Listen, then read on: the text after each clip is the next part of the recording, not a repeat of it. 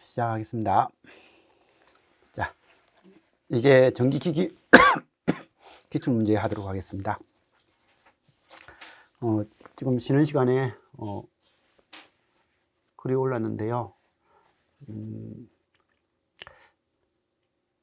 기출문제 이번 시험이 거기 잘 나올 수 있는 점수는 거기 진짜 공부를 엄청 열심히 한 친구들인데, 이번 시험은 좀 생소한 문제가 많이 나와가지고 자기 실력을 평가하기는 좀 그랬던 것 같습니다.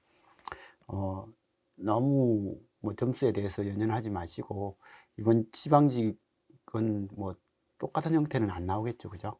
똑같은 이것처럼 똑같이 나오면 앞으로 내년부터는 공부를 이제 완전 다르게 해야 될 것 같은 7급도 이제 같이 준비를 해야 되는 그런 형태가 되어버려 가지고요. 아마 지방직에서는 이렇게 문제가 힘들게 나오진 않을 겁니다. 그래서 나오게 않을 거니까 그냥 하시던 대로 하시고요. 제가 모의고사 할 때는 이제 이번 기출을 참고해 가지고 조금 더 깊게 들어가는 거 몇 가지 체크는 하고 그렇게 하겠지만, 지금 하시던 대로 그냥 열심히 좀 해주시면 좋을 것 같습니다. 그리고 마킹 시간은 1시까지 대부분 이렇게 하는 것 같은데 40분 정도를 시간을 투자를 하는 것 같은데요. 전기기기를 공부를 좀 더 열심히 하셔가지고 빠른 시간에 끝낼 수 있게끔 하는 연습이 좀 필요한 것 같아요. 전기기기는 푸는 문제가 작잖아요, 그죠? 죄송한데 계속 기침이 나오네요. 요즘 계속 병원 다니고 있는데 잘 안 낫습니다, 이게. 자, 그건 어쨌든 기기를 조금 더 시간을 줄이는 방향을 하고 전기 이론을 좀 투자를 조금 더 하는 형태로 해서 가능한 좀 많이 풀어보시기 바랍니다. 제가 이 부분은 해드릴 많이 그렇게 많지는 않네요, 그죠?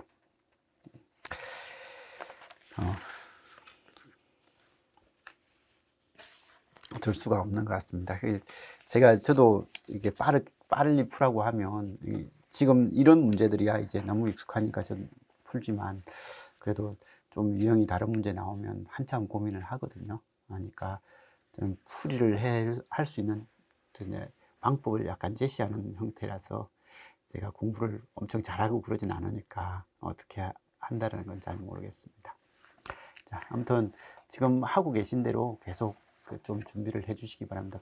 익숙해져야만 아마 빨리 풀 수 있는 것 같습니다. 익숙해질 때까지 좀 해주시고, 아까 전기 이론 같이 어려운 문제가 나오면 시험장에서 내가 안 풀 것을 미리 정하는 게 중요한 것 같아요. 풀지 않을 거, 이거는 내가 안 풀 거다라고 버리고 풀 수 있는 것들에 집중해서 점수를 내면, 아까 전기 이론도 한 75점까지는 충분히 받을 수 있는 형태가 되거든요.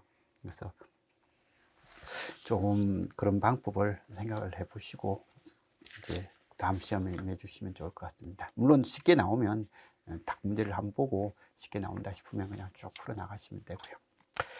자, 아무튼 시험 문제가 좀 어려우니까 다들 걱정이 많은 형태 같습니다. 그죠? 지방직도 이렇게 나오면 안 될 건데, 그죠? 자, 아무튼 그럼 이제 그건 넘기고 지금부터 기기 수업을 하도록 하겠습니다. 자, 전기기기요. 전기기기는 이번에는 그렇게 많이 어려운 문제는 안 나왔던 것 같습니다. 그죠? 그래서 그냥 적당한 수준에서 그냥 후다닥 풀 수 있는 그런 문제가 나왔던 것 같아요. 근데 한 두세 문제는 그래도 한번 고민을 해줘야 되고, 저도 라고 했던 문제가 한 두 문제 정도가 있어요. 그 두 문제를 어떻게 풀어야 되나라는 그런 고민을 좀 잘 해주셨으면 좋았을 그런 문제 같습니다. 자, 전기기기 한번 풀어보도록 하겠습니다.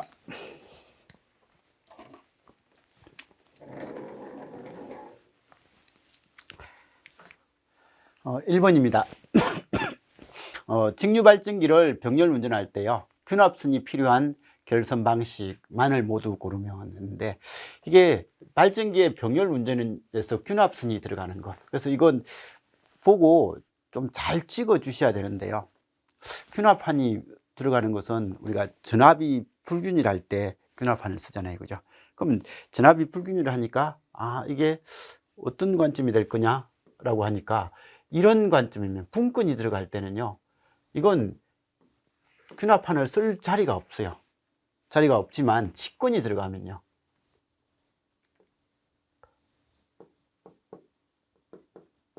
이렇게 직권이 되면 분권 병렬에서는 균합판을 쓸 자리가 없지만 직권 병렬일 때는 여기에 직권 계좌 건성끼리 균합판을 쓰는 것은 가능하잖아요. 그죠? 그래서 가능하니까 이건 직권이 들어가는 방식 뭐 이렇게 좀 정의를 해 주셔야 됩니다. 그래서 정의를 해 주셔야 되고, 그래서 직권 그리고 복권은 분권과 직권이 같이 있으니까 복권 뭐 이런 형태가 답이 될 수밖에 없겠죠. 그죠? 그래서 이게 몇 가지냐라고 했으면 고르기 힘들겠지만 이게 보기에서 이렇게 탁 하니까 이런 형태가 균합판을 써야 될 것 같다라고 그렇게 봐주시면 될 것 같습니다. 그래서 이건 예전에 있던 책에 이 그림을 넣어놓고 수업을 했는데 근래에 이건 별로인 것 같아서 이 설명을 거의 안 했던 것 같습니다. 그래서 두 개가 있을 때 병렬 운전할 때 이 직권 계좌 건선 쪽에 이 균합선을 쓴다라는 그런 형태입니다. 이게 지금 이제 직권 계좌 건선에서 균합판이 없으면 전압에 불균일이 있어서 그게 큰 전류가 좀 흐를 수 있는 이런 형태가 되는데, 이 균합판을 씀으로 해서 이 전압도 그냥 여기 크게 해서 이렇게만 도는 형태가 되게끔 그렇게 만들어 주는 거죠. 그죠? 그래서 직권 계좌를 병렬 접속하는 균합선을 설치한다라고 하는 거, 이건 알아서 봐주시면 되고요. 그 다음에 그림과 같은 삼상 동기 발전기가 슬로수가 이런 두 개입니다.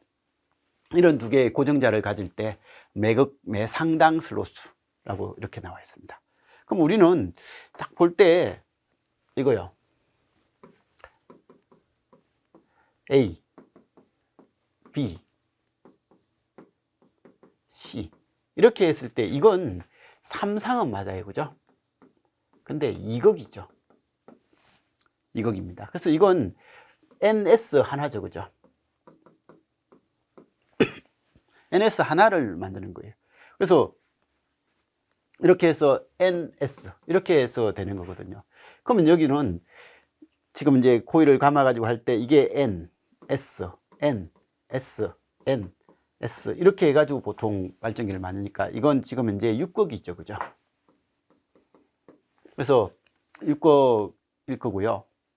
그 다음에 이제 거기서 여기에 삼상을 한다고 했으니까 삼상을 한다고 했으니까 이 안에 삼상이 있는 거예요.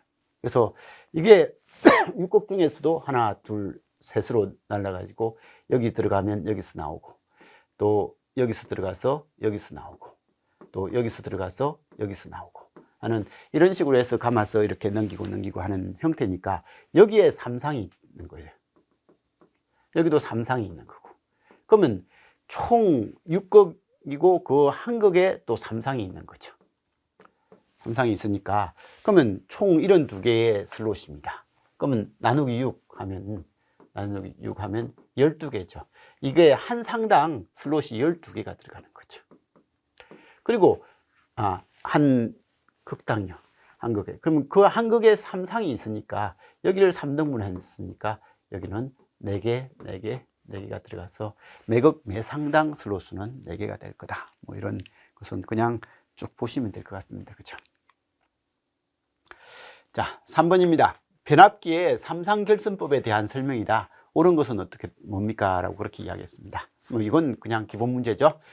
Y델타 결선에서는 1차하고 2차의 승관전압 사이에 60도의 위상차가 있는 게 아니라 이건 30도겠죠. 그죠? Y 결선에서 여기에 선을 가하면 상전압은요, 승관전압보다 30도 느립니다. 그러면 이게 이쪽에 그대로 전달되니까 이쪽에서 승관전압은 여기 승관전압보다 30도 느린 형태로 출력이 나올 거다. 이렇게 되는 것 우리가 많이 봤습니다. 델타 Y 결선은 델타 여기 전압보다 Y가 되면 똑같은 건수가 됐을 때 이게 승합할 때 많이 쓰는 거죠. 송전슬로에서 많이 쓰는 송전 쪽에서 많이 사용되는 방식이다. 이건 많이 봤던 형태고요. 델타 결선에서는 중성 접지 못하죠, 그죠? YY 결선이 가장 많이 사용된다라고 했는데, 변압기 결선에는 의외로 델타를 좀 많이 씁니다. 델타를 많이 쓰고, 우리가 그래서 한상이 고장날 때 VV 결선으로 넘어가고 하는 이런 형태고, 그죠? 근데 이제 동기 발전기 같은 거 구성을 할 때는 YY 결선을 많이 쓰는 거고, 그죠? 삼상 유도 전동기의 특징에 해당되지 않는 것은 뭐냐라고 되어 있습니다. 구조가 단순하고, 유도 전동기가 어쨌든 2차 측에서 외부에서 전원을 공급하지, 동기기 같은 경우에는 외부에서 전원을 가해서 거기 회전자가 자석화되어 있는 상태에서 동작시키는 거지만, 유도기는 회전자가 그냥 통으로만 되어 있다 보니까, 그죠? 통으로만 되어 있는 이런 형태가 되다 보니까 구조가 단순하고 유지 보수가 좀 쉽다. 부하 증감에 따른 속도 변화가 적다. 그래서 동기기는요,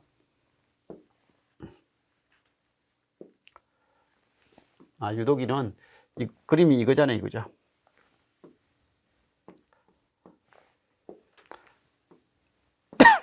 이겁니다.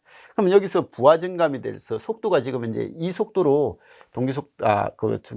전격 속도로 동작 중일 때 부하가 증가한단 말은 이렇게 증가하는 거예요. 그래서 이렇게 증가하는 게 부하 증감이고, 부하 증가했을 때 속도 변화가 생각보다 좀 적다라는 그런 이야기를 하는 거죠, 그죠? 동기 속도에서는 토크 0이죠. 그래서 설립이 0이 되면 토크가 0이 됩니다. 그래서 힘이 발생하지 않으니까, 그죠? 브러쉬하고 정류자를 이용함으로 이건 안 쓰죠, 그죠?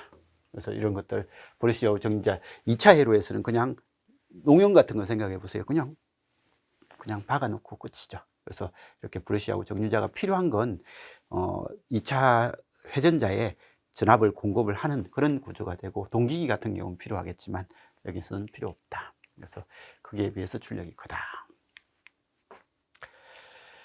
전기자의 총 도체수가 160이고요. 4극 중권이네요. 직류 전동기의 극당 자속이 0.01 웨버고요.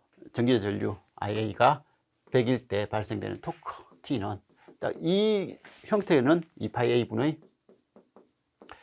PZ 파이 IA. 2파이 A는 지금 이제 거기 중권이니까 4극이니까 4개고죠. 극도 4극이고, Z는 160이고, 그 다음에 파이는 0.01이고, 전류는 100이고 하니까 이거 없어지고요. 44 없어지고 80인가요? 그래서 이렇게 되니까 얘는 파이분의 80. 파이분의 93 정도가 30이니까 30보다 좀 작은가? 25.5 정도 되겠죠, 그죠? 직류 분권 발전기에 대한 설명이다. 옳은 것은요? 라고 되어 있습니다. 단자 전압이 낮아지면 계좌 전류가 증가한다.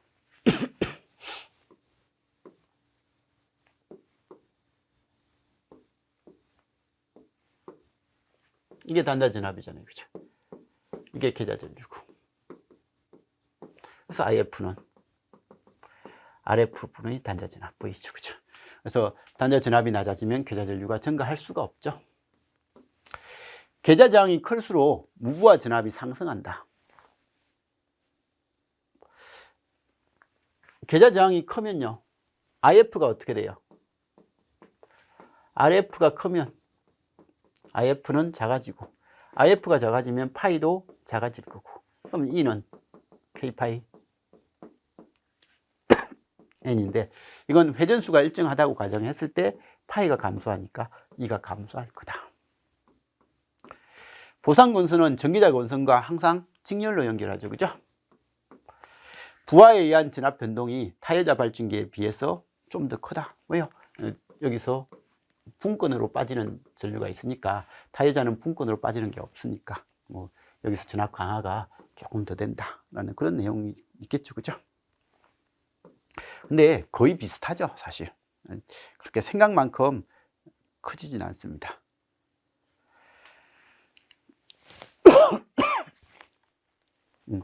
이 문제 지금 글이 올랐는데, 여기 계산할 때 2파이분의 160이고 2파이가 0.159, 0.16이라서 0.16 곱하기 160 이렇게 해서 풀었대요. 풀었다고 하니까 그런 건 잘 하셨습니다. 여기서 제가 하니까 그렇게 잘 이야기를 안 하네요. 그죠? 자. 그 다음에 7번입니다. 직류기의 전기자 반작용에 대한 설명이다. 옳지 않는 것은 전기자 전류에 의한 공급 자속이 왜곡되는 현상을 말한다. 맨날 이야기하는 거 맞죠? 그죠? 그 다음에 발전기의 경우에는 자기적 중성축으로 회전한다. 이거 맨날 이야기한 겁니다. 그래서 자기적 중성축으로 이렇게 회전하는 방향이 이렇게 되더라. 그래서 전기자 반작용 형태가 발전기는 같은 방향, 전동기는 반대 방향. 전기자 반작용이 증가하면 증가할수록 극당 자속이 당연히 감소하겠죠. 그죠? 그래서 기전력이 감소하는 꼴이고요. 전동기의 경우에는 토크를 감소시키고 발전기의 경우에는 유기 기전력을 저하시킨다. 그래서 전동기에서는 토크를 감소시키고 발전기에서는 기전력을 감소시키는, 그래서 안 좋은 방향으로 사용되고 있다라는 그런 내용이죠. 그죠? 자, 8번입니다. 5kV에 10MVA Y결선 삼상 동기 발전기에 단락비가 0.5일 때 동기 임피던스는 얼마예요? 라고 물어봤습니다. 순간 문제를 풀면서요, 뭐지? 라고 생각했던 문제가 이겁니다. 그래서 이건데, 여기는 뭐 이런 문제가 나오면 우리 맨날 이야기했듯이, 그죠? 임피던스, 이게 동기 임피던스 ZS를 물어봤지만 ZS하고 ZL의 관계에서 ZL을 구해서 ZS하고 비율해서 단락 퍼센트 임피던스는 ZL분의 ZS, 단락 K는 퍼센트 임피던스의 역수, 그죠? 이렇게 계산을 했습니다. 그죠? 그래서 문제를 이한 문제에서는 이건 답은 낼 수가 있어요. 그래서 우리는 Y결선이니까 VL이 지금 이제 5kg면 한 상에 대한 VN은 루트 3분의 VL, 그리고 P는 루트 3 복소 전력이죠. 그죠? 루트 3 VLIL. 근데 IL은 Y결선이니까 IN하고 한 상에 대한 IN하고 같을 거다. 라고 해서 IL은 루트 3 VL분의 P다. 그래서 임피던스 ZL은요, IN분의 VN 관점이고, 루트 3분의 VL 얘는 루트 3 VL분의 P 해서 P분의 VL제곱, 이런 형식이 됐습니다. 그죠? 그래서 이렇게 하면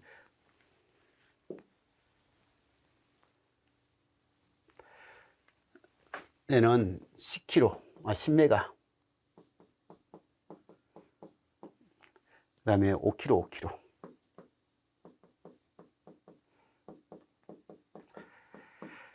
메가니까 없어지고, 그죠? 그래서 여기는 2.5가 나옵니다. 그죠?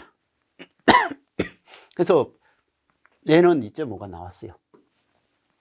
그래서 2.5가 나왔을 때, 그러면 이제 나왔으니까 단락비가 0.5니까 얘가 2.5니까 얘는 5다 라고 해서 답은 5가 맞아요. 그래서 이렇게는 답은 낼 수가 있죠. 그죠? 근데 말도 안 되잖아요. 문제가 말도 안 되는 게, 이 세로를 그리면 여기 부하가 있을 거고, 이때 이런 형태에서 이 저항과 이 저항의 토탈 저항이 지금 이제 ZN이라고 하는 거거든요. ZL이라고 하는 거거든요. 그래서 전체 임피던스가 2.5인데요. 단락 임피던스는 이걸 이야기하잖아요. 그죠? 이것만을 이야기하면 단락 임피던스인데, 전체 임피던스가 2.5인데 단락 임피던스가 5래요. 이런 문제는 말도 안 되고요.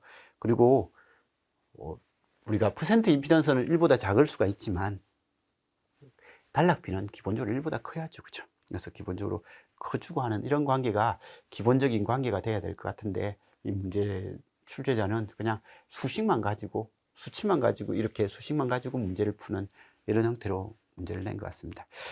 공학 하는 사람은 절대 이러면 안 돼요. 공학에서는 기본적인 관계가 있는데 그냥 수식만 가지고 문제를 만들고 이런 형태는 조금은 안 좋은 형태 같습니다. 그래서 알아서 정리를 좀 해주시기 바라고요. 자, 그림은 삼상 수전단 전압과 전류 파형이다. 역률을 1로 개선하기 위해서 동기조상기가 공급해야 될 무효 전력은요 라고 하니까, 자 여기는 이거 전압의 페이지는요 RMS 페이지로 바로 고칩시다. 루트 2가 적혀 있으니까 이거죠. 3000에 지금 이제 그냥 어떤 세타 V, 그 다음에 IRMS 페이지는요 200에 이건 세타 I인데, 이때 세타 V하고 세타 I가 30도 차이입니다. 그죠?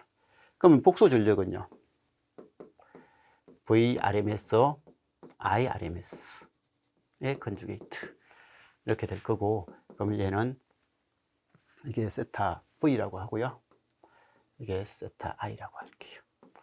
그래서 세타 I라고 하면 얘는 3000 곱하기 200에 세타 V 빼기 세타 I가 되니까 이게 30이죠. 그죠?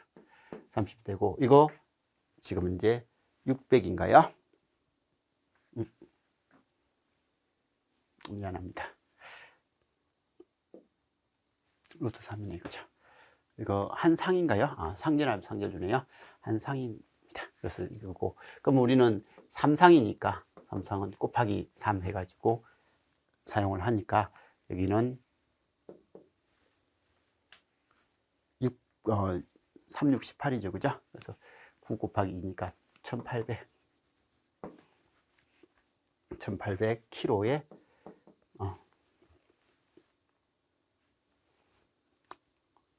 좀 수치가 제가 쓰면서도 별로 제대로 못 썼네요. 여기는 한 상은 이게 600입니다. 그죠? 600kg에 이렇게 되고, 3상이니까 1800에 키로에 이게 30도인 거예요. 그래서 우리는 이건 얼마요? 1800 2분의 루트 3 플러스 J의 2분의 1 형태가 되고, 이건 900 루트 3 플러스 J의 900 킬로볼트 암페어다. 이런 형태가 나옵니다. 그죠? 그래서 이렇게 되는 형태가 지금 이제 요 소스, 지금은 그냥 소스가 전원을 부하에 공급하는 전력입니다. 그죠? 부하의 공급 전력은 이런 형태를 공급하고 있다라는 겁니다. 그럼 이때 이 동기조상기가 공급해야 될 무효 전력은 하니까, 여기에 이 값을 역률 1로 개선하려면 이 값을 0으로 만들어야 되니까 마이너스 J900을 공급해야만 이건 될 거예요. 그래서 답이 이건 마이너스 900 같거든요. 근데 답이 제가 잘못 체크했는지 모르겠는데 이게 900으로 돼 있죠. 900으로 돼 있어 가지고 이건 오답인 것 같습니다. 이건 분명히 전압보다 전류가 느리니까 지상역률이거든요. 지상역으로 공급하고 있으니까 동기조상기에서 공급해야 될 것은 진상 전력을 공급해야 될 것 같습니다. 그래서 지금 이제 이 부분은 답이 뭐 마이너스 900 같으니까 이의제기를 한번 해봐야 될 것 같습니다. 혹시 틀린 분 있으면 이의제기를 한번 해보시기 바라고, 혹시 제가 뭐 잘못 생각하는 게 있으면 이야기 좀 해주시기 바랍니다. 건수비가 200대 20인 이상적인 단상 변압기가 10대 1이네 이거죠. 1차 측에 120V 120의 0도인 이런 전압이 공급됐고, 60Hz가 2차 측에 부하가 100의 10도인 이런 부하가 연결될 때 1차 전류가 얼마냐, 이 전류 I가 얼마냐 라고 물어봤습니다. 그죠? 그래서 이렇게 됐으니까 이건 강린의 수가 10대 1이니까 여기는 12의 0도고, 그죠? 그러면 여기 흐른 전류 I는요 100의 0도분의 12의 100의 10도분의 12의 0도 이런 형식이 되니까 얘는 100분의 12 이렇게 되는 게 I2입니다. 이거 미리로 풀라고 했으니까 굳이 뭐 안 고쳐도 되겠죠. 그죠? 그럼 이제 우리는 I1을 구해야 되니까 I1은 전압비가 10대 1이면 전류비는 1대 10. 그러면 이게 10이니까 이건 10분의 1이니까 I1은 얘 10분의 1이니까 1000분의 12의 마이너스 10도 라고 해가지고 그냥 12의 마이너스 10도라는 그런 형태가 답이 되겠죠. 그죠? 그래서 이건 푸는 데는 지장은 없을 겁니다. 자, 11번입니다. 슬립이 0.04로 운전 중인 삼상 유도 전동기에 입력이 50kW, 그 다음에 고정자 동선이 1kW일 때 회전자 동선은 뭐 얼마인가 라고 이야기했습니다. 단 철소는 무시.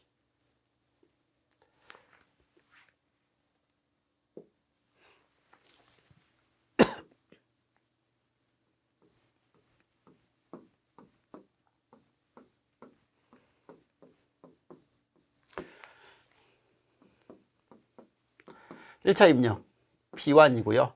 네, PI하고 PC1 하고요. 그 다음 P2고 PC2, POM 뭐 이런 형태의 구조다라고 그렇게 이야기를 했고, 그러면 이때 지금 이제 입력이 50kW란 말은 여기는 50kW, 그죠? 그리고 철손 무시한다고 하니까 이게 0이라는 거고, 그 다음에 지금 이제 고정자 동선 이게 1kg라는 거죠. 그죠? 1kg니까 얘는 얼마요? 49kg가 되고, 그럼 49kg가 되고, 여기는 슬립이 얼마요? 슬립이 0.04. 그럼 100대 4대 96. 아니면 이게 50대 2대 48. 이런 수준일 겁니다.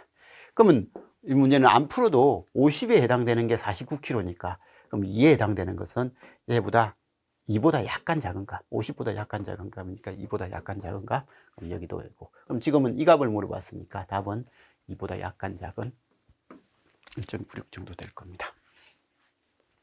비율로서 한번 풀어보시면 될 것 같고요. 그죠? 자, DC-DC 컨버터 중에서 변압기를 이용하는 것은, 우리가 DC-DC 컨버터, 벅 컨버터, 부스트 컨버터 하면서 그림을 엄청 많이 봤습니다. 근데 거기는 코일은 들어가지만 변압기는 안 들어가죠. 변압기는 안 들어가니까 벅 부스트, 뭐 부스트 컨버터는 변압기 안 들어간다.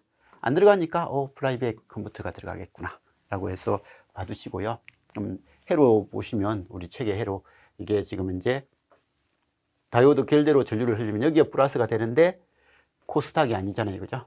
아니니까 이거 벅이다. 그 다음에 부스트는 여기 플러스가 다이오드 결대로 움직이면 여기가 되는데 코일 스위치 다이오드니까 이거 부스트다. 그 다음에 벅 부스트는 다이오드 결대로 움직이면 아래가 플러스가 되죠.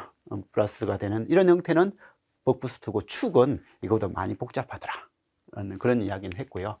그 다음에 이제 우리 책에 있는 건데 플라이백 컨버터 해가지고 나와 있는데, 얘는 이런 다이오드하고 콘덴서를 쓰면서 코일을 써서 이렇게 넘겨주는 이런 형태가 있다라는 것 정도는 봐주시고, 맨날 이 앞에 세 가지가 시험에 나오다 보니까 이제는 이런 것들도 시험에 나오는 것 같아요. 그래서 이게 VO는 1-D분의 T의 VI 라고 하는 이런 형태가 되면서 건수비에 의해서, 건수비로서 이렇게 조절해서 사용을 하더라 라는 그런 형태가 출력에 나오는 전압의 형태다. 어쨌든 이 문제의 답은 플라이백 컨버터다 라는 거 정도는 알아서 봐두시고, 그죠? 자, 단상 전압의 전압 VT가 루트 2 V0에 VO 사인 오메가 T를 하나의 SCR을 이용하여 주모각 알파가 60도로 제어할 때, 위상 제어할 때 부하 저항에 공급되는 평균 전압원이라고 되어 있습니다. 자, 기본적으로 우리는 쓰는 것은 다이오드를 이용한 이런 형태가 되는데, 하나만 쓰는 것은 이거잖아요. 그죠? 근데 여기에 다이오드가 아니라 뭘 썼다고요? SCR을 썼습니다. 그러면 다이오드를 썼을 때 출력 파형은요, 입력이 이렇게 될 때 출력은 이렇게만 나오죠. 그죠?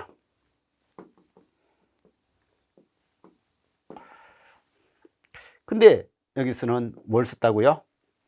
SCR을 쓰면 이건 또 유통각이 60도니까 60도가 되기 전까지는 오프에 있다가 60도 이후에서 온이 되는 이런 모양이었었죠. 그죠? 그래서 이렇게 되고, 그러면 이때 우리가 TR만 거기 다이오드만 있으면 평균값은요, V 에버리지는 파이분의 VM,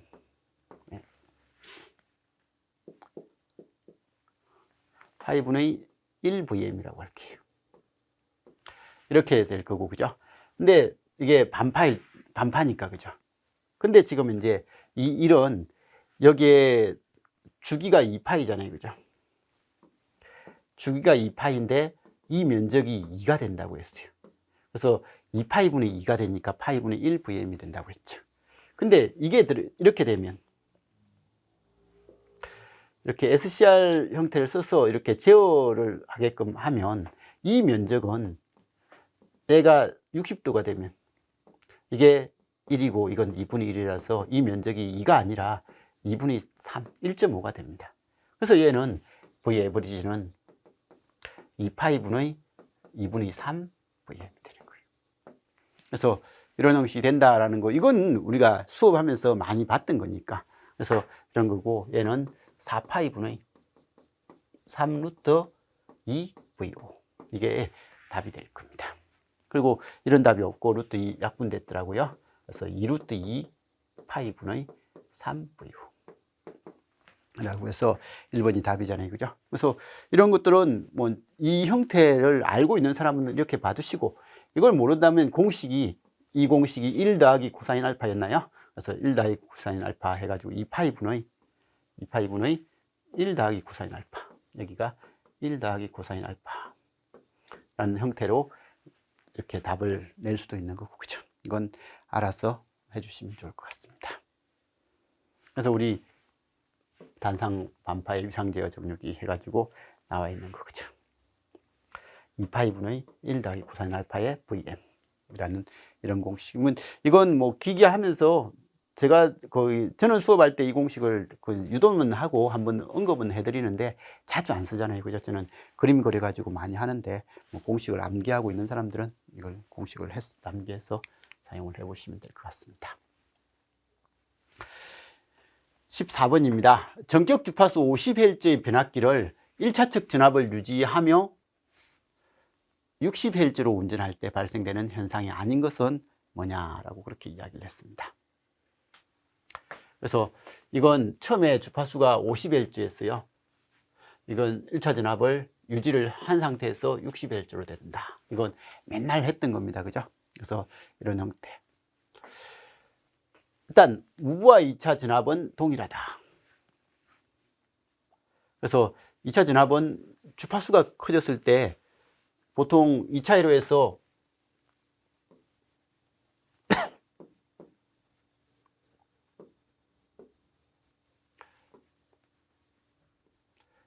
여자 1호야 뭐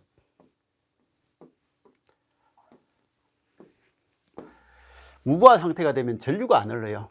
전류가 안 흐르니까 이 전류는 여자 전류가 있긴 하지만 거의 전압 강화가 없으니까 이 전압은 동일할 거다라는 그런 말입니다.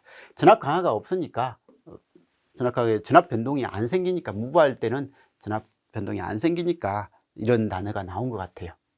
그래서 여자 1호 때문에 약간 전류가 흐를 거다라는 건데 그런 것들은 무시한다라는 그런 내용이고요. 그 다음에 이제 이 주파수가 증가하면요, 60Hz로 증가하면 자화 전류가 감소한다.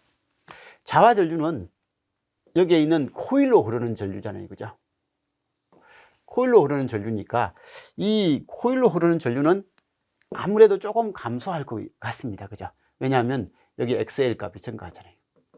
코일 주파수가 증가하면 저항이 증가하니까, XL 값이 증가하니까 이쪽에 전압은 일정한 상태에서 저항이 증가하니까 이 전류는 약간 감소할 것 같다. 그런 것들은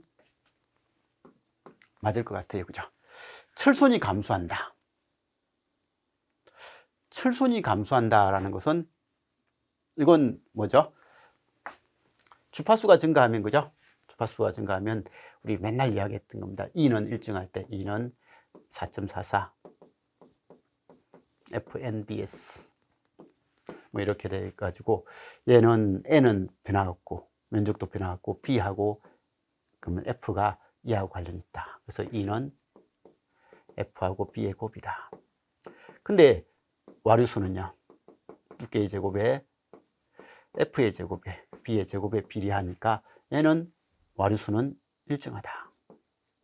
B가 일정하니까 V가 일정하니까 얘도 일정한 값이 된다. 근데 히스테리스는 이건 F에 비례하고 B의 제곱에 비례하다 보니까 얘는 F분의 F제곱 B제곱, 즉 이게 일정이니까 F에 반비례하는 거다. 그래서 주파수가 60으로 증가하니까 히스테리시스는 감소하니까 철손이 감소한다. 이건 맨날 했던 거니까 제가 설명 안 해도 충분히 넘길 수 있는 그런 내용 같습니다. 그죠? 그리고 이제 전압 변동률은요, 주파수가 증가하면 여기에 있는 리액턴스가 ZS가 증가를 할 수밖에 없죠. XL이 커지니까. 이 ZS가 커지면 전압 변동률은요, 당연히 여기에 부하가 있을 때 이 부하분이 이장이 커지면 커질수록 전압 변동률은 증가한다 라고 이야기를 했으니까 전압 변동률이 감소한다. 뭐 이건 틀렸겠죠. 그죠?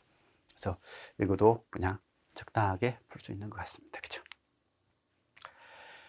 자, 15번입니다. 삼상 유도 전동기에서 삼상 전류에 의한 합성 자개의 크기는 한상 전류에 의한 자개의 최대치의 몇 배인가? 자, 이걸 딱 보자마자 우리 기출문제, 근래의 기출문제에 나왔던 겁니다. 거기 표로, 거기 이런 박스 하나 있으면서 뭐 공간적으로, 시간적으로 뭐 그런 거 적고, 그게 합성 자개가 기본값의 1.5배가 된다라고 하는 이 값을 찾아내는 그런 형태의 문제거든요. 그래서 그걸 머릿속에 탁 떠올린 사람은 1.5배 하고 답을 넘겼을 거예요. 근데 그걸 떠올리지 못한 사람들은요, 이 문제를 고민을 좀 했을 것 같아요. 그죠? 우리 수업 시간에 했던 겁니다. 그래서 이런 형태가 됐을 때 이쪽에서 이게 지금 이제 T3라는 시간에서 전류가 흐를 때 이게 T1을 할까요? T1에서 전류가 흐를 때 U상은 최대가 되는 거고 자기 방향으로 최대니까 플러스 마이너스의 자기 방향이 됐고 최대가 되니까 이게 최대 크기가 된 거예요. 이게 한상의 최대 크기인 거예요. 그래서 한상의 자속이 최대 크기가 된 거고 기자력이 그래서 최대가 된 거예요. 근데 이때 V상과 W상은 마이너스 전압이니까 원래 V는 여기서 들어가서 여기서 나오는데 지금은 마이너스 전압이니까 반대로 여기서 들어가서 여기서 나오고, 그래서 여기서 들어가서 여기서 나오니까 이런 전류가 흐르니까 이런 자속이 만들어져요. 그래서 기자력이 이런 크기의 기자력인데 전압이 반이니까 전류도 반이 흐를 거고, 그래서 기자력의 크기가 원래 크기의 절반 크기가 되는 거예요. 절반 크기가 되고, 그 다음에 여기도 W상도 마찬가지고요. 원래는 이렇게 들어가서 이렇게 나와야 되는데 마이너스니까 오히려 여기서 들어가서 여기서 나오고, 그러면 이렇게 들어가니까 이렇게 되면 이것도 전압의 크기가 반이니까 원래 이 방향이 돼야 되는데 이 방향의 반이 되는 거예요. 반이 돼 가지고 실제로 나타나는 것은 이 크기하고 이 크기 반의 크기입니다. 그죠? 얘들은 각각 반이 되는 거고, 근데 이게 60도고 60도니까 이거 합성하면 이것도 2분의 1이 되는 거죠. 그래서 합성 자개도 2분의 1이고요. 그래서 이거 W하고 V인가요? W하고 V 상에서 합성 자개가 2분의 1 형태가 되고, 원래 자기건 이만큼이 되니까 이거하고 요거하고 더해서 실제 만들어진 건 이거다라고 하고, 이 크기는 하나의 크기의 1.5배다 라고 하는 이 그림은요, 우리가 수업하면서 이거 꼭 좀 그려보고 이런 것들을 좀 확인하라고 이야기를 했습니다. 그래서 이 부분을 그냥 제대로 알고 있냐라는 그런 질문이에요. 그래서 삼상 유도 전동기에서 삼상 전류에 의한 합성 자개의 크기는 한상 전류에 의한 자개의 최대치의 몇 배인가? 항상 전류의 최대치의 1.5배가 된다라는 그런 내용인 거죠. 그래서 이거 근래에 이런 박스로서 문제 나온 적이 있습니다. 문제 나온 적이 있는 그 문제입니다. 보자마자 그 문제를 고민을 한 사람들은 이건 푸는 건 크게 지장이 없었는데, 그 문제가 익숙하지 않은 사람은 이 문제 이게 뭐지라는 생각이 들었을 것 같습니다. 16번입니다. 60kVA의 3300의 110인 단상 변압기를 2차 측 개방 시 전류는 0.5A이고요. 입력은 1320W일 때 자화 리액턴스는 얼마냐라고 물어봤습니다. 이건 무바 시험이죠, 그죠?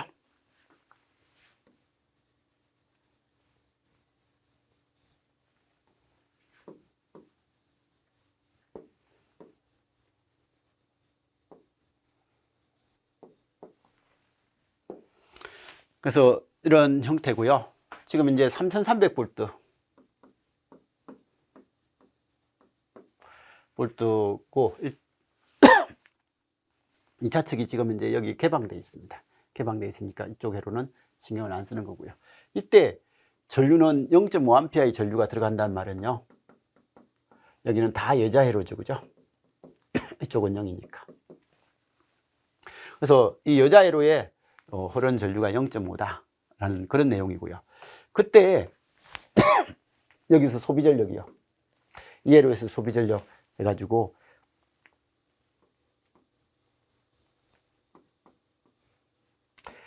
단자 전압을 전격 전압이 되게끔 했을 때, 그죠? 여기에 전력계 있고, 그죠? 여기에 암페어미터 있고 변압기를 달아주잖아요, 그죠? 무부하 상태에서. 그러면 여기 소비 전력은 무부하일 때는 여기에 전력이라고 했습니다. 여기에 소비 전력이 되는 거고, 그러면 여기에 소비 전력이 1320이니까 이 전류를 구할 수 있는 거고, 그럼 이때 뭘 물어봤다고요? 이 XL 값을 물어본 거예요. 자와 리액턴스인 XL이 얼마냐라고 물어봤으니까, 이건 푸는 방법은 뭐예요? 여기 저항의 소비 전력을 아니까 저항에 흐르는 전류를 구할 수 있는 거예요. 그러면 이 전류 중에서 이렇게 빠지고 남는 전류는 이렇게 가니까 이 전류를 구하고, 자와 전류를 구하고, 자와 전류를 구하고 단자 전압은 3300이 여기니까 여기도 3300이니까 XL분의 3300 한 게 자와 전류가 되게끔 그렇게 만들어주면 되죠, 그죠? 그래서 이 문제는 수업 시간에도 막 많이 받고 모의고사에서도 한 2번은 봤던 그런 문제 같습니다, 그죠?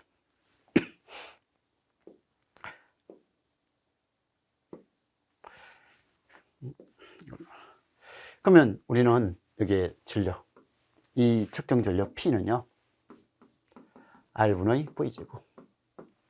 그래서 R은 P분의 V제곱 해서 60kg 3300 곱하기 3.3kg. 그래서 이런 형태가 됐습니다, 그죠? 아니네, 미안합니다. 왜 전격 전류를 여기 아니죠? 네, 1320이죠. 그래서 이렇게 됐습니다.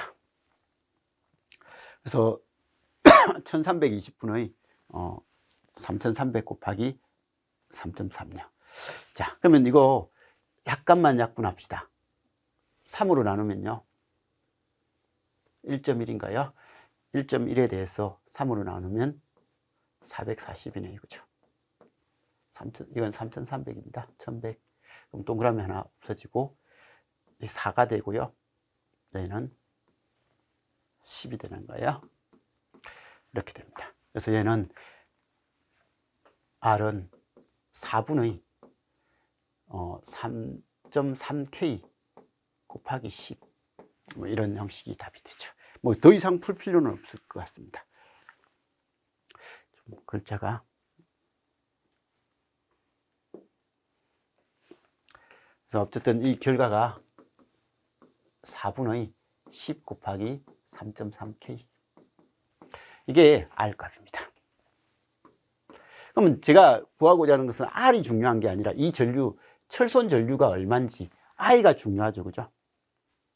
I가 중요하니까 이 I 값을 구하면요, I 철은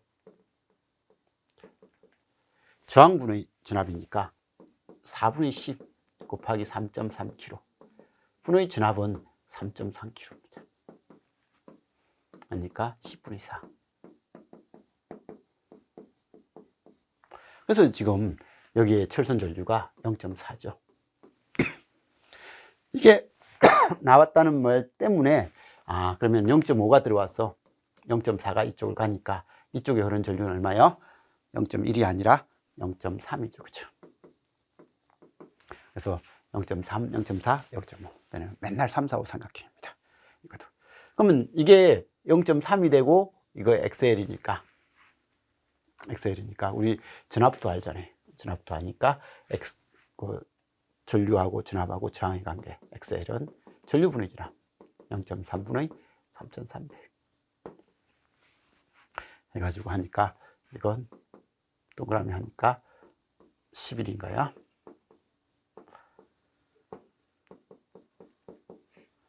뭐 이런 거 구하는 건 크게 문제는 없을 것 같습니다. 그죠? 그래서 뭐 이런 형태로 풀더라 라는 것 정도만 알면 될 것 같습니다. 그래서 이거 무과 시험은 우리가 수업 시간에 많이 했으니까 이런 것들은 푸는 건 크게 지장이 없는데 수치가 안 좋아 가지고요, 여기는 약분을 할 때 이 R을 이렇게 해서 끝내주는 게 좀 좋았던 그런 형태 같습니다. 그죠? 자, 삼상 유도 전동기의 슬립이 0.1에서 0.4가 될 때 2차 전류가 3배가 된다면 기계 출력은 몇 배가 되나요? 라고 되어 있습니다. 자, 이 문제를 제가 라고 한참 고민을 했어요. 어떻게, 어떤 관계를 이야기하지? 라고 했는데 조금 생각을 하다 보니까 이건 이런 거구나. 슬립이 1일 때, 그죠? R, 이건 JX 뭐 이런 형식이 됐고, 슬립 1일 때의 사항이 이다. 근데 슬립 S로 운전 시에는요,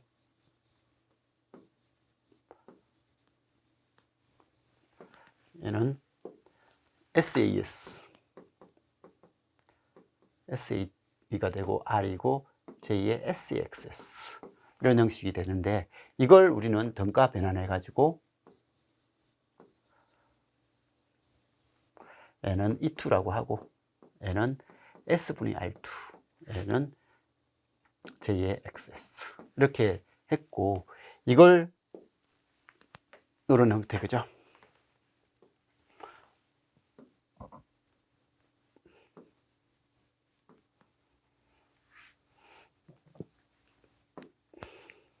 여기는 뭐야?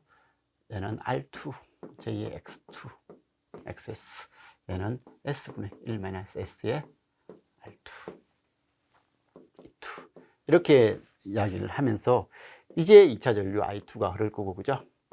I2가 흐르고 여기도 2차 전류 I2가 흐를 거니까 이 전체 저항은 이건데, 이 저항을 회전을 하든 안 하든 존재하는 이 저항 R2는 그대로 쓰고 나머지는 회전하면서 생긴 저항라고 하면서 S분의 R2 제곱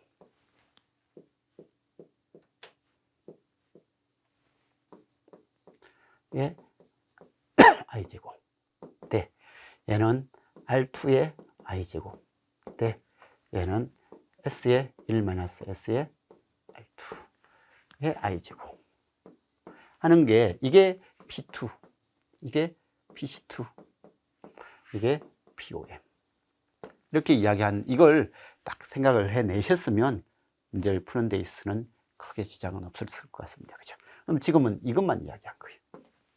그래서 이것만 이야기했으니까 POM은요, 기계의 출력이 몇 배가 되냐라고 했으니까 S의 1-S의 R2의 I의 제곱이라는 이런 형태의 관계다.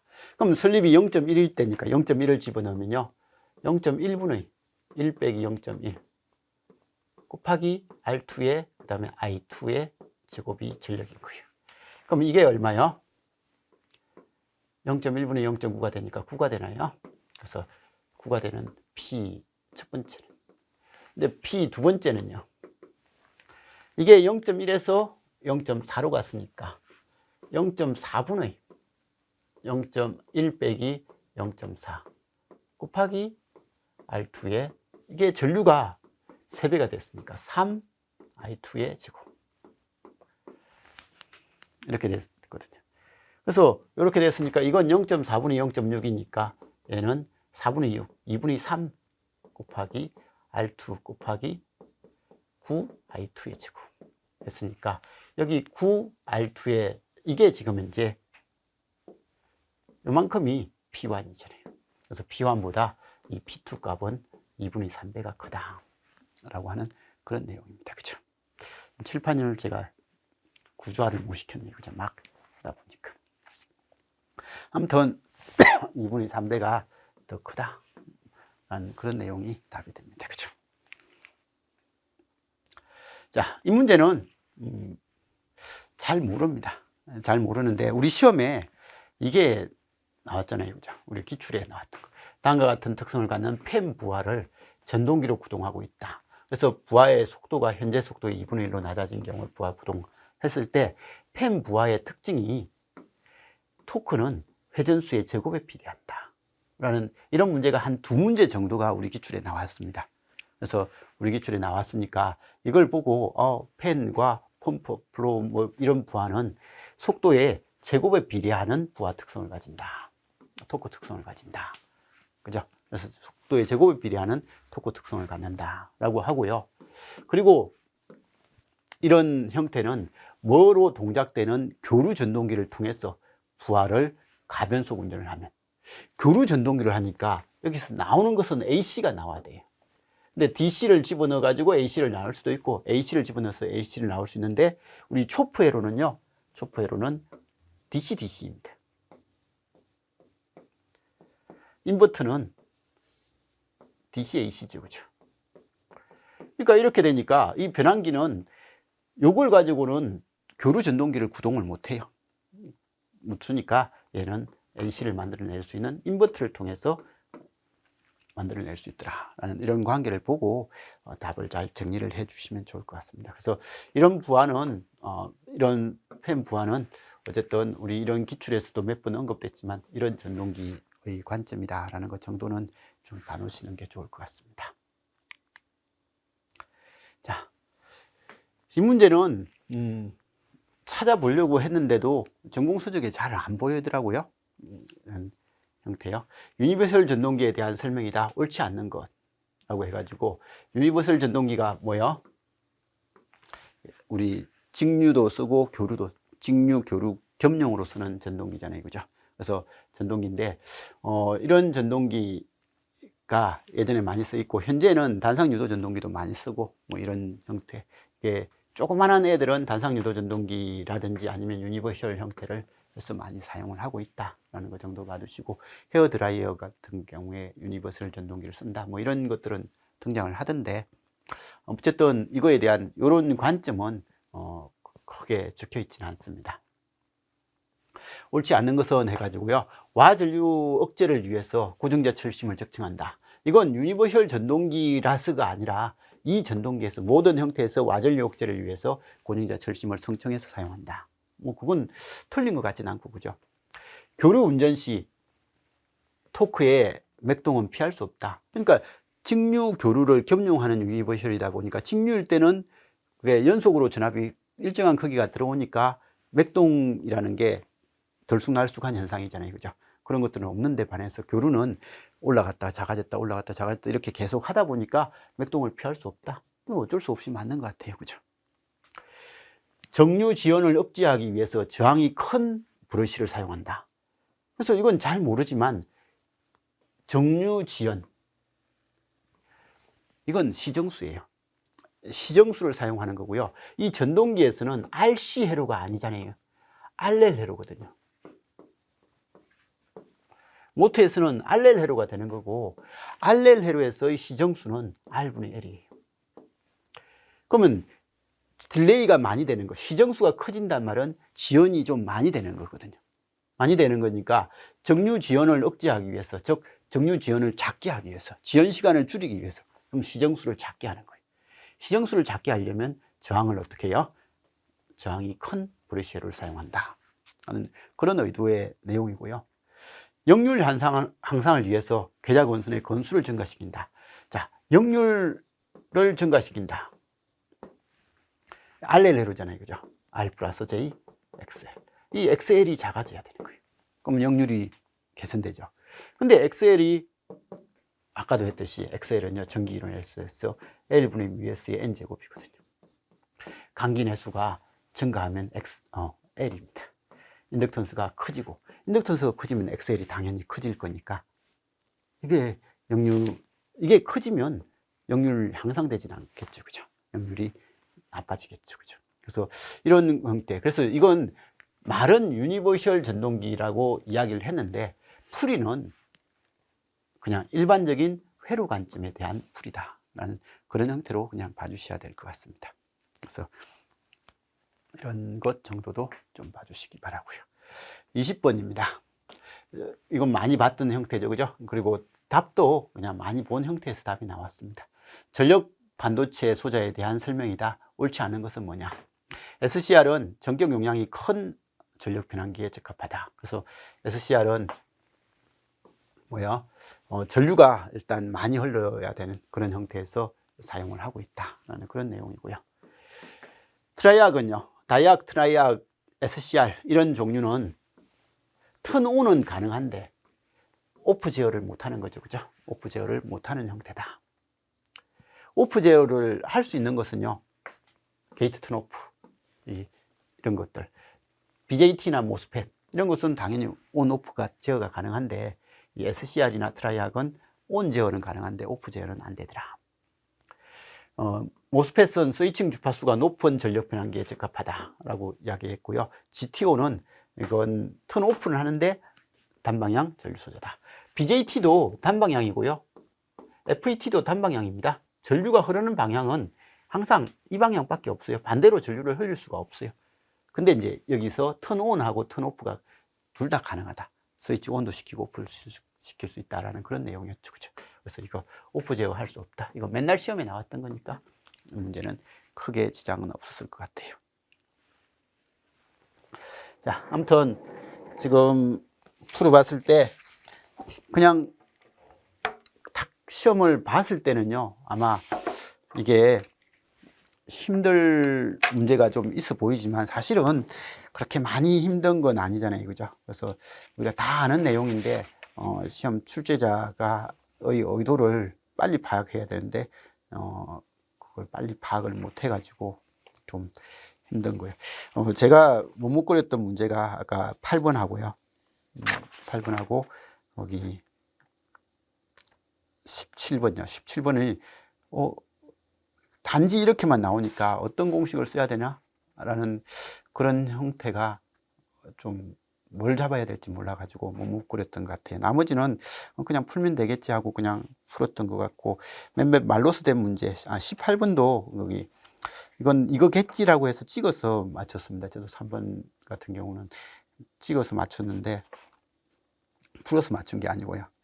이거겠지 하고 했고, 이 그림이 생각나, 아까 그 문제가 생각나가지고, 이것과 관련된 문제인가 라고 생각을 해서 풀었던 것 같고요. 나머지는 그냥 무난하게 할 수 있었던 그런 내용 같습니다. 그래서 여기 적혀 있듯이 한 85점까지는 맞출 수 있는 문제였거든요. 근데 시험이라는 게 시간이 촉박하다 보니까 85점을 맞기가 쉽지 않는 시험 같아요, 이 문제도. 그러니까 알고요. 잘 찍어서 뭐 맞출 수는 있겠지만 이게 쉽지 않는 그런 형태 같습니다. 아무튼 체감 난이도는 시험 볼 때는 좀 어렵게 느껴질 수 있는 부분이었습니다. 왜냐하면 전기 이론이 많이 힘들다 보니까 전기 기기도 상대적으로 그렇게 힘들 형태가 좀 많이 나왔죠, 그죠? 근데 이게 기기가 어렵다 보니까, 이론이 어렵다 보니까 기기도 같이 어렵게 느껴지는 형태가 되는 것 같아요. 아마 기기를 먼저 푸신 분들은 그래도 좀 덜 당하고 기기를 풀고 이제 이론으로 들어갔을 것 같은데, 이론부터 풀고 기기를 한 사람들은 진짜 많이 힘들 것 같습니다. 그래서 올해는 예년보다는 사실 문제가 어려워진 건 확실합니다. 그리고 지금 여기 글에 적혀 있는 것처럼 7급의 개념도 좀 이제 잘 정리를 해야 되는 부분도 분명히 있는 것 같습니다. 근데 이번 출제자들이 이렇게 내고 또 다음 출제자들은 뭐 또 어떻게 낼지는 모르는 형태가 되는데, 아까도 말씀드린 것처럼 내년 국가직은 아무래도 올해를 형태를 보고 약간은 반영을 하든지 아니면 문제가 어려웠다라고 해서 쉽게 내라 라고 해가지고 좀 쉽게 낼지는 모르겠습니다. 합격자 발표가 나고 점수를 보면 이제 어떻게 판단해야 될지 나온 것 같아요. 그리고 올해 문제가 좀 어려웠던 것은 작년에 우리 컷이 너무 높았잖아요, 그죠?